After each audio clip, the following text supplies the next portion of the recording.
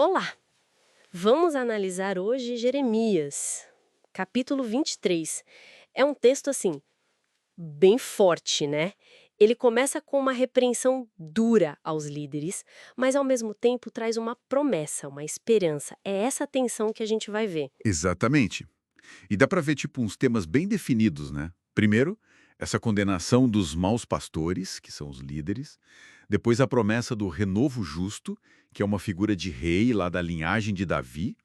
E, por fim, uma crítica bem contundente aos falsos profetas. Certo, vamos pegar isso parte por parte, então? O capítulo abre com um ai, né? Ai dos pastores que destroem e dispersam as ovelhas do meu pasto.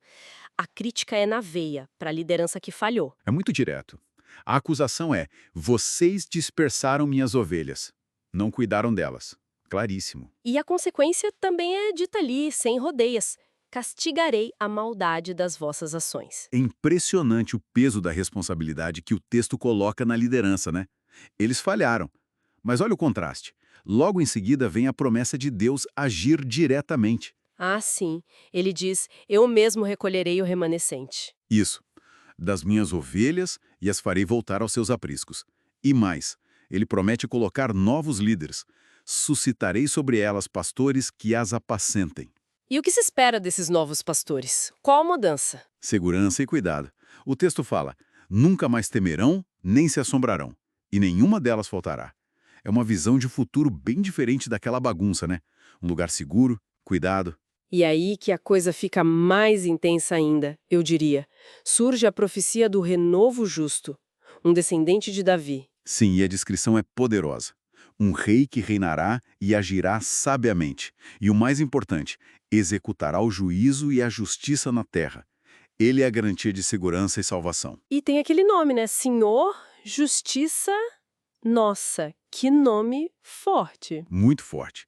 Se a gente conecte os pontos, isso é uma promessa messiânica clara, sabe? Aponta para esse líder futuro esperado que combina realeza e justiça divina. E tem um detalhe interessante sobre a memória da salvação. Qual detalhe? O texto diz que não vão mais lembrar só do Egito. Não vai ser mais só vive o Senhor que tirou os filhos de Israel da terra do Egito. Uhum. Mas sim, vive o Senhor que tirou a descendência da casa de Israel da terra do norte e de todas as terras para onde os tinha arrojado. É isso. Exatamente. Isso é muito significativo.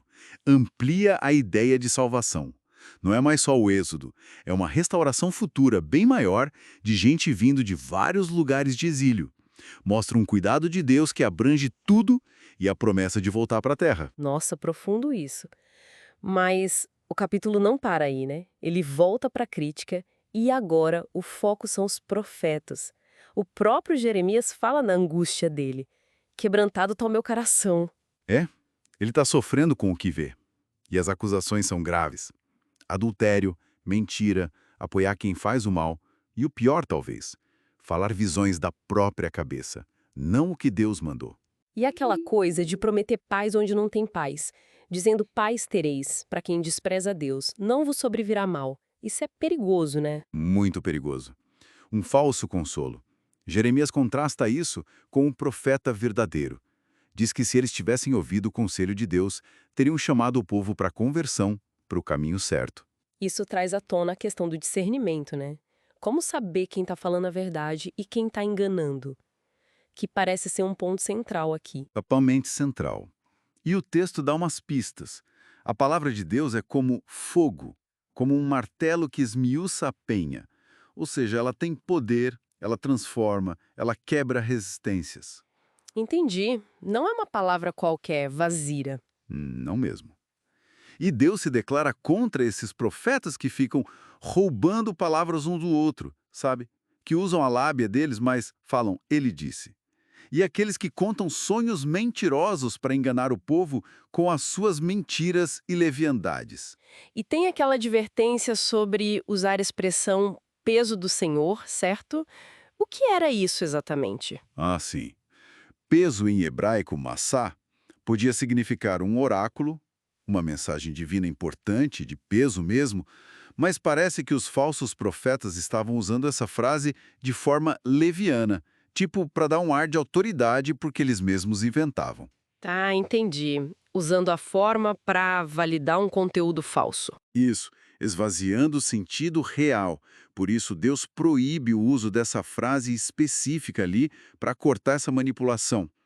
E a consequência para toda essa falsidade é dura: esquecimento e rejeição por parte de Deus. Então, resumindo Jeremias 23, a gente tem um quadro bem claro de julgamento contra a liderança, seja política ou religiosa, que falha no seu dever, que se corrompe, mas isso é crucial, não termina na desgraça.